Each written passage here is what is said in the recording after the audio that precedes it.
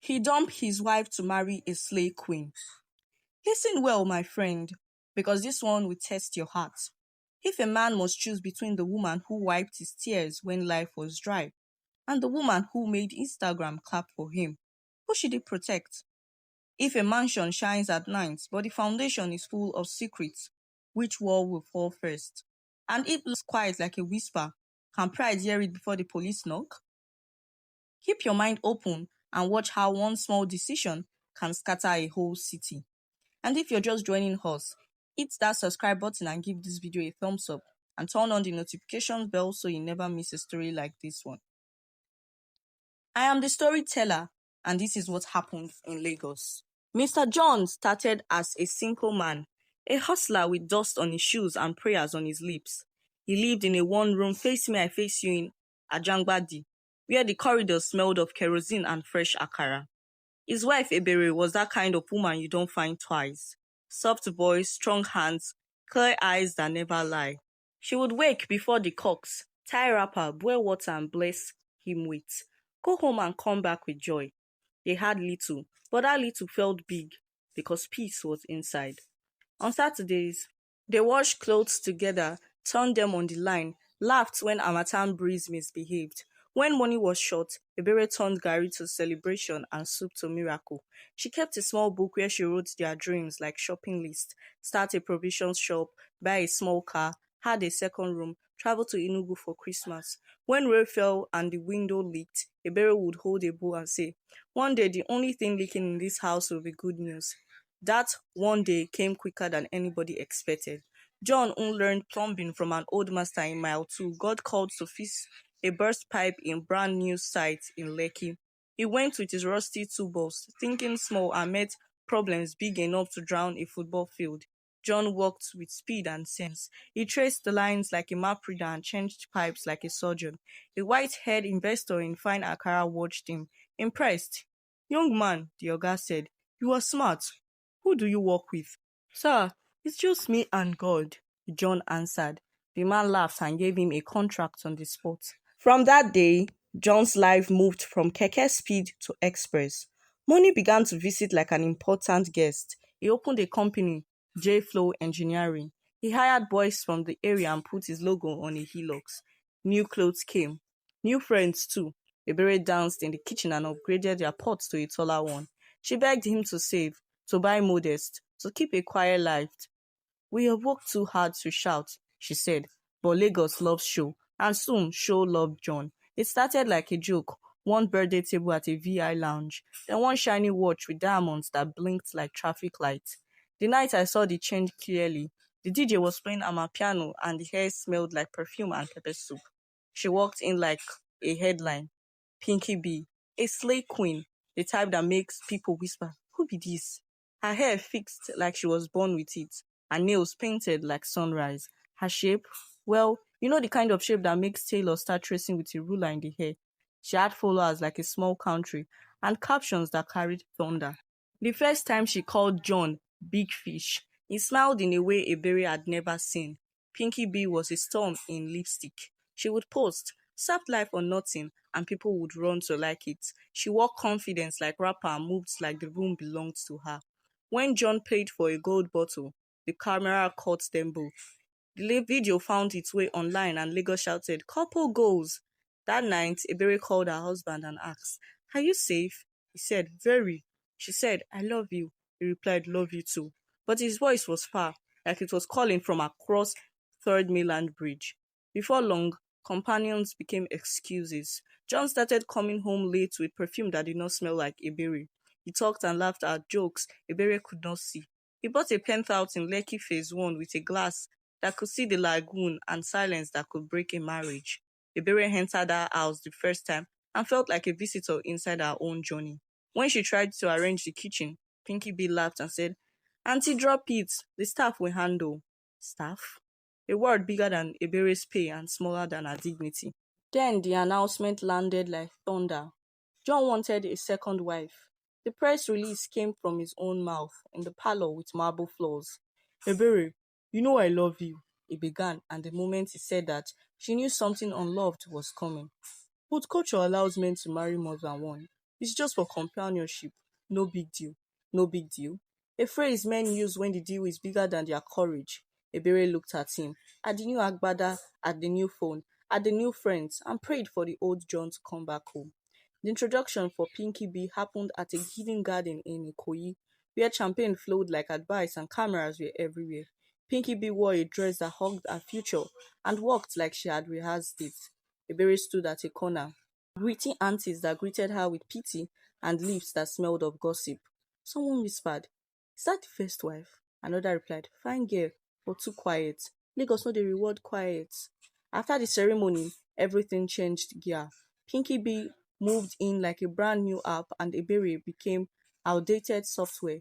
Calls became commands. Ebere the curtains, Ebere the flowers, Ebere the dogs are barking. Pinkybee's followers grew.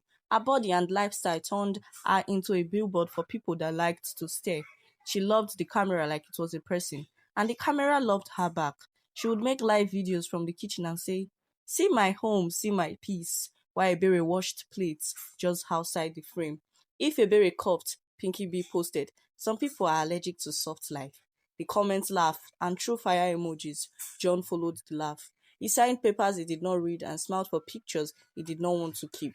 He came home with friends who spoke in slang and left with receipts the size of school fees. There was one sleek man among them with small eyes and long chain wristwatch. People called him Biko. He said he was a consultant. He liked to sit in corners and count other people's money in his head. When he shook you, you needed to check your pocket after. He and Pinkybee talked plenty like siblings that share secrets. Ebere kept her peace like savings in a small purse. But she's not a fool. One night, she found an envelope in the drawer with a company name she had never seen, Pink Palm Lifestyle Limited.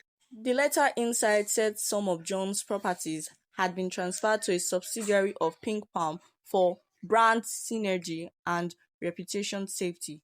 Ebere asked John, "What is this?" He dismissed it with hair.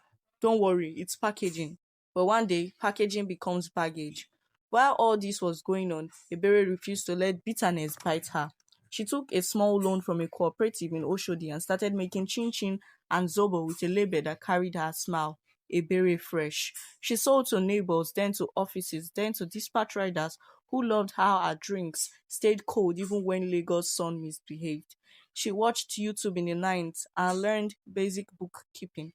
She took a free online class about digital sales and started posting short videos.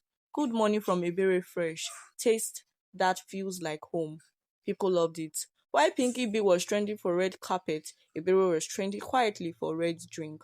God sees small beginnings. Ebere's first break came from a tired banker in Marina who bought one bottle and posted, "This Zobo tastes like blessing." Orders multiplied. She employed two girls from the street, Infunaya and Zainab, and told them, "If you ever feel small here, drink water and remember your name." Meanwhile, John's business looked like success but smelled like smoke. Contracts came fast. Equipment went missing faster. Vico handled procurement with a smile that blinded suspicion. Some pipes were substandard. Some invoices danced like a masquerade. Plenty color, no face. A site in Chevron started leaking rainwater 2 months after handover. A building in Sangotedo complained of low pressure like a tired man. John shouted, pointed, blinked, but the truth had already started working. You cannot put perfume on a rotten egg and call it cake. One wet Thursday, EFCC vans rolled like thunder to J-Flow office. By evening, social media had already made a movie poster with John's face and the caption, "From hustle to hustle back." The freeze order came. Bank accounts chilled. John's friends melted like salt in rain. Pinkybee made a teary video with clean makeup. "I'm a wife, not an accountant. Please respect my privacy." But the same camera that lifted her began to bite. Bloggers posted old clips with new captions. Commenters turned to judges. While people were counting John's misfortune, Ebere was counting bottles. A community market in Yaba gave her a stall and a grant. A tech NGO noticed her neat bookkeeping and taught her to build a simple ordering app. She named it Ebere Go. Riders could pick routes, aunties could prepare for parties, and office people could subscribe to a Friday treat. Her dispatch bikes wore bright green and smiled down the road. Every time she passed a mirror, she told herself, You are not what they called you. You are who God called you. Now let me tell you the part that surprised even me. The land where John's Lekki house stood once belonged to Ebere's late father. In the days when Ebere was still young, her father and John had arranged a quiet sale to keep the family afloat. Papers were signed, but the title had one fine print clause that no one remembered. If the buyer, John, ever transferred majority control of the property to another entity without spousal consent, the deed would snap back to the original family's line for protection. It was one of those old school safeguards Ebere's cousin Emeka, a hungry lawyer with eyes like torchlights, discovered this while helping her file a small business protection. He sat Ebere down and said, "Sister, do you know you may actually own that house by law?" Ebere almost dropped her spoon. He filed a notice and courts in Lagos love paper when it is clean and bold. An injunction landed like a drumbeat on the gate of Lekki. The day the bailiffs came, Pinkybee was filming an outfit of the day in the foyer. They showed her the stamped order. One of them even recognized her and said, half shy, "Madam, I follow you on Instagram, but the law does not follow people." John came out in shorts and shock. Ebere stood quietly by the driveway in a simple gown, wore humility like perfume and did not raise her voice. The senior bailiff read, "By order of the court, pending the final determination, possession returns to the first wife, Mrs. Ebere." Pinkybee froze.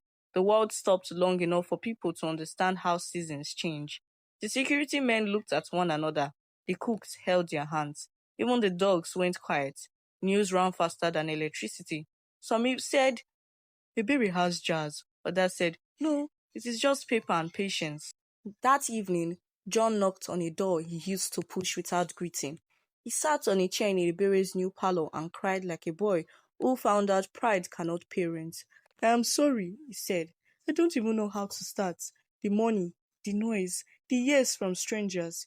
It took me." Ebere did not clap for his tears, and she did not dance on his pain. She gave him water and said, "Talk." He talked. He told her about the first night he felt small beside Pinkybee's light, how his chest beat when cameras loved him, how Vico appeared with solutions that smelled sweet, how he signed things because he wanted the next high of claps. He told her about late nights and emptiness, about how he treated her like a chair he was sure would not break. Ebere listened until the story finished. Then she said, "A man who loses his way by applause will also be rescued by silence. Sit in the quiet and hear yourself again." The EFCC matter pressed. They wanted invoices. They wanted truth. They wanted heads. Pinkybee said she knew nothing, but Vico's name started popping up like a stubborn advert. One midnight, a chat leaked long voice notes between Pinkybee and Vico about switching materials for cost control and moving assets to Pink Palm until the storm passes. Lagos loves gist, but this gist had receipts. Police picked Vico near a border road where dust settles on bad plants. It sang like a bird that missed the forest. He said John was careless, yes, but not leading the fraud. Said Pinkybee was the bridge to influencers who laundered reputations like clothes in dry cleaner. Said properties were moved to hide money from village wives and angry uncles. It was wicked grammar dressed like business. A plea deal began to breathe. That was when another twist arrived, the type that makes you hold chair. Pinkybee collapsed during a shoot, just fainted like a lie that lost leg. The hospital said she needed urgent surgery and her blood type was rare. Her mother, a woman who looked like thunder and salt, called family pastors, even people she blocked. Nothing matched. Someone said, "Try Ebere. Fate is stubborn." They tested Ebere quietly, without drama, without camera, without anything that would make gossip go sweet. She matched. The nurse looked at her and asked softly, "Madam, are you sure?" Ebere did not perform. She simply said, "A life is a life," and signed. She went in calm, came out weaker, and went on to sleep beside her own pain. She told nobody. The city thought it was miracle. I'm telling you what really happened because I saw the daughter's eyes when he saw her. Weeks passed. Pinkybee woke new, like somebody who heard a secret and decided to grow up. She asked for Ebere and cried when she entered. "Why?" she whispered, voice small for the first time. Ebere held her hand and said, Because bitterness is a prison and I like my freedom. Pinkybee sobbed, makeup washing down like rain on paint. From that bed, she called her followers and said, I have a confession. Lagos loves confession more than fufu. She spoke into the camera without filter. My people, I was wrong. I took a good man away from his goodness and I mocked the woman that fed his hope. I moved money I did not own. I chose clout instead of character. Today, the woman I dragged saved my life. She told them her real name, Benita, and for the first time, the internet met the person under the person. Comments shifted. Some still threw stones, others apologized in their hearts. As all this was boiling, the court matter reached climax. The judge wore neutrality like good perfume and read the facts like weather reports. With Vico's confession and records from Pink Palm, it became clear that John had failed in oversight but was not the brain of the fraud. He would pay a heavy fine, do community service, and remain under a business ban for a season. Pinkybee, for her part, had to return assets and testify. The house remained in Ebere's name. People clapped for justice, others complained that it was too soft, but fairness rarely fits every mouth. On the day judgment was read, another small drama swallowed the courtroom. A young lady walked in with a baby boy and said he was John's child. She waved a brown envelope like a flag. Pinkybee looked at her like mirror meeting mirror. John's heart jumped. The judge allowed a fast DNA arrangement because Lagos hates long suspense. When the result came, it shocked the ground. The child did not belong to John or to Vico or to any of the names that floated in rumor. The father was a club promoter whose name sounded like a ringtone. The girl ran out of the court in tears. And the city added that gist on top of all the other gists. Meanwhile, Ebere kept building. Ebere Go expanded to Abuja and Port Harcourt with franchise partners who wore hairnets like crowns. She hired older women who had been pushed out of kitchens and gave them chef coats with their names stitched. You are not auntie, she told them on the first day. You are Chef Ngozi, you are Chef Bisi, you are Chef Awa. She made a scholarship for girls who wanted to learn catering and coding. Kitchen or keyboard, choose your fire. She spoke at events and never dragged anyone, just told the truth like water. As for John, humility became his new clothes. He started volunteering at a youth center in Surulere, teaching boys how to hold a spanner and a future at the same time. He became the driver for Ebere Go's early morning deliveries in Lagos Island. Imagine him at 5 a.m., cap low, greeting gatesmen, lifting crates, smelling Zobo again, but this time as work, not as memory. People recognized him sometimes. He would smile and say, everybody is a story. One rainy evening, he asked Ebere, do I still have a place in your life? She looked at him like a woman who has known both drought and flood. You have a place in God's plan, she said. In my life, you have a seat at the table of respect. Marriage is big. Let trust become muscle again, not just talk. He nodded. He did not beg for shortcuts. He walked the long road. Lagos started healing with them. Pinkybee Benita closed her page for a season and opened a new one that had no filters, just reality. She worked with an NGO to teach girls the difference between building brand and building life. She paid back what she could, sold designer things that had names like prayers, and rented a small apartment with windows that overlooked ordinary streets. She would visit Ebere sometimes with fruits and a shy smile. They would talk about weather and wisdom. One day, something happened that even now makes me hold breath. A TV network released a documentary about greed, fame, and second chances. They asked Ebere to share her story live. The studio was cold, the lights were hot, and the nation was watching. The host asked, what was the hardest day? Ebere said, the day I realized my silence was also a voice. I could either use it to curse or to forgive. The host leaned in. And the most shocking day? Ebere smiled like a secret and said, the day I learned that I owned the house I was asked to leave. She paused and added, but the shock inside was greater. The day I realized I could walk away with my heart soft. The country hummed. The clip flew. For days, salons, barber shops, bosses, and buka argued about wisdom. Some said, Ebere is too soft. Others replied, soft does not mean weak. Elders nodded. Youths took notes. But the wait, the last twist that will make this story a pillow for debate came at a quiet Thanksgiving in church. The pastor asked if anyone wanted to share testimony. A small boy climbed the stage with a yellow toy car. He said, "My mommy used to cry and pray. Now she laughs and cook. My Uncle John brings bread early in the morning. Auntie Benita gave me this toy. I think love is winning." The church went silent, then it roared. Outside, cameras waited, but they could not capture the thing that happened inside hearts. After service, when the sun rested on the roof like blessing, John walked to Ebere with a ring. Not loud, not flashy, just gold with a simple light. It did not kneel like performance, it stood like truth. "If there is space," he said, "I'll spend the rest of my days proving that I learned." Ebere held his hand, looked beyond the crowd, and said, "Home is not a house. It is a promise we keep every day. Let's keep it, one small kindness at a time." In that moment, a black SUV rolled up by the curb. Vico, now thin and quiet after months of consequence, stepped out with a file.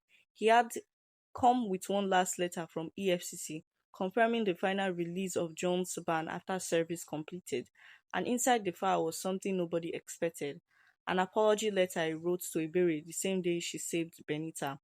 He handed it to her and said, "I don't know how you found strength, but your mercy trapped me more than my handcuffs." The church steps became a theater of second chances. People wept, but the tears were not hot this time. They were cool, like rain after Hamatan.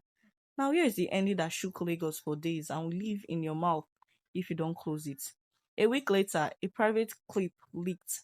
Not scandal, not mess, but CCTV from the hospital corridor.